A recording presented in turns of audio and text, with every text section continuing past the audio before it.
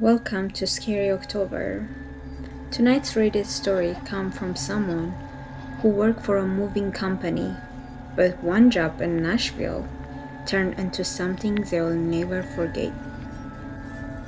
So grab your snack, turn off your light, and let's move into something we shouldn't have.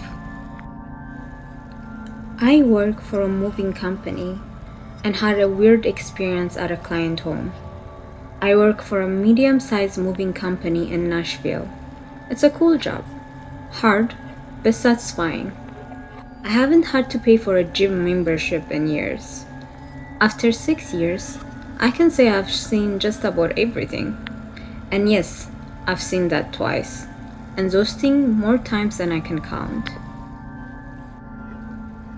For most people, moving day is one of the most miserable experiences imaginable. Since it's my job, I'm used to it. And maybe a little crazy for doing one of life's most stressful tasks every day. After a while, all the moves start to blur together. Every living room has the biggest sofa and rug in the house.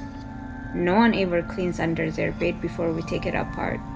And as cute as your pet is, please keep it out of the way so I don't trip and break your furniture or myself. The job I remember the best are the one where you got big tips. And of course the first job where you have no choice but to use the client bathroom for, well. But there was one job this past summer that I can't stop thinking about. I'm the only guy from that crew still working here. Marcus and Jeremy quit the next day. It was supposed to be a simple one-day load and unload in South Nashville. Whenever I see a South Nashville job, I try to get Marcus and Jeremy on my team. The three of us work like a machine, and South Nashville means expensive house, expensive furniture, and generous client. I want my A team. The house sat at the end of a long drive, tucked out of the road. You couldn't see it from Google Street View, so we didn't scope it out. Usually I recognize at least one house on the street. I go down, someone I have moved before, but this driveway, I swear, I never noticed it. When we pulled up, the owner was already waiting at the porch.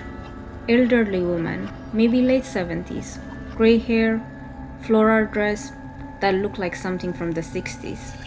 It was a big white house, old wooden porch with rocking chairs, and inside all the furniture was very traditional. She was sweet but stern. That's fine with me. I like to do things quick, walk through and get to work. Jeremy is more of a client chatter. During our pre-move walkthrough, she mentioned, "The armory was built by my late husband. He surprised me while I was out of town. I'm afraid it might be too big and heavy to move. As much as I love it, I understand if you are unable to get it. It's too heavy." Movers has a bit of ego, and we're still a bit crazy. Telling us something is too heavy might as well as dare us to move it. The armory was a beast, solid wood, all in one piece, probably 600 pounds easy. It sat against the far wall in an office-type room. Now that I think about it, the ceiling in that room was taller than the rest of the house. Marcus and I were the muscle that day. Jeremy handles the dollies and tools. I joked to Marcus loud enough for the client to hear and ease his nerve. We have moved worse. We knew if we got this, a big tip was coming our way. We strained to lean it forward so Jeremy could slide the dolly underneath. It made a sound that no mover liked to hear. Splintered wood and cracking paint. Well, there goes our tip. We got it off the wall and a smell hit us. Old, musty. Behind it we saw a door. The house was old but well maintained. This door though, it looked ancient, like something out of a different century. Oversized, probably 100 pounds, with paint so cracked up it was chipping off. No knob, just a hole where one used to be. Probably so the armory could sit flush against the wall. The white paint was flaking off to reveal dark, almost black wood underneath. The wall surrounding it wasn't even finished, just rough, splintered planks. Without taking my eyes off the door, I asked, "Mom, did you know there was a door behind here?" We turned around and see her reaction. She wasn't there. Jeremy went to look for her while Marcus and I examined the door. After a few minutes, Jeremy came back. "She's gone."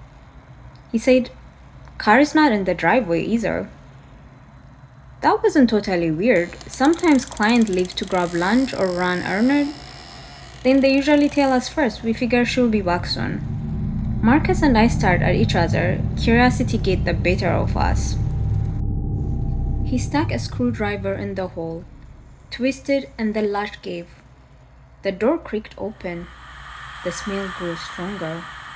What I saw on the other side didn't make sense. It was the same room, the same office we were just in, except everything we had packed in 2 boxes were back in its place.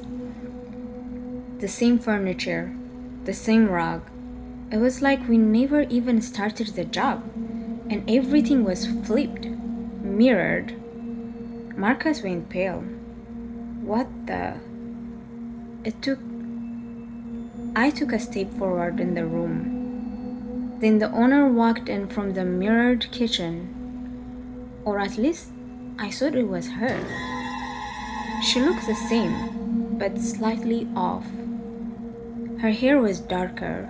She walked with a limp, and her smile was too wide, stretched at the corner. "Hey," she said brightly, like we were old friends. "You ready for lunch?" Mark stammered. We were just talking to you in the other room. We thought you left."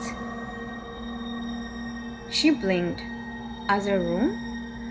I said, "Yeah, the room behind the armor. The house, but different." She smiled faintly. "Oh, that old thing. You can't move it. The man who built this house built it. It's in the wall. I've always hated it." We looked at each other, uneasy. I turned around to go back through the doorway, but the armory was back, standing perfectly flush against the wall, like it had never been moved. "Mom," I said, "what's going on?"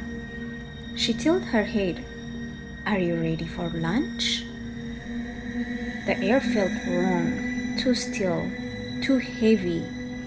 The smell hung thick and sour, like a rot. Marker whispered, "We need to get out of here." "Mom, we're just going to grab a few supplies from the truck," I said. We hustled down the hallway towards the front door, but something was off. The hallway seemed longer. The angles of the wall weren't right. Slant that made you dizzy. The floor felt uneven, like it was shifting under us. When we reached where the front door should have been, it wasn't there. The hallway just kept going. Jeremy said quietly, "Guys, the house is mirrored. The door we come through, it's on the other side."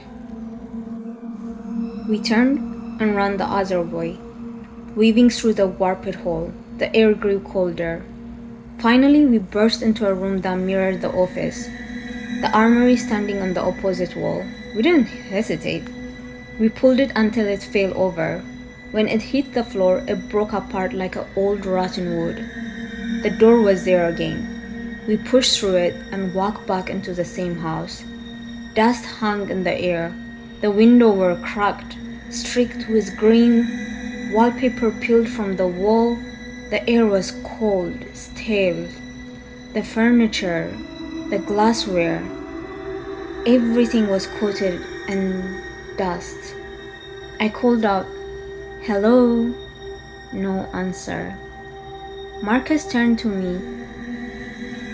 "Get the truck. Let's get out of here. I opened the front door. The yard was overgrown, the tree thicker, like years have passed. Our truck was still parked in the same spot, shiny and out of place. The house behind it looked like something from another century. We didn't say a word. We got in and drove away. When we hit the main road, our phone lit up with service again. We called our manager. He didn't believe us until Marcus and Jeremy both quit the next day. He told me to take a week off to rest.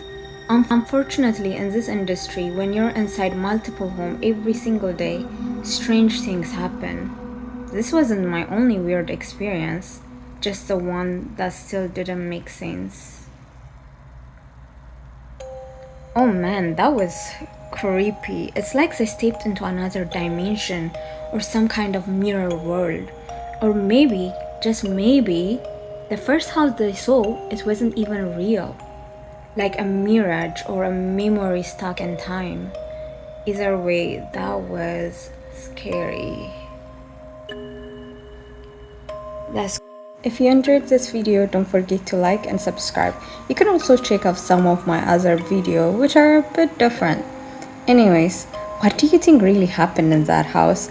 Drop your theories in the comment. I read every single one of them. Until next time, stay safe and stay curious.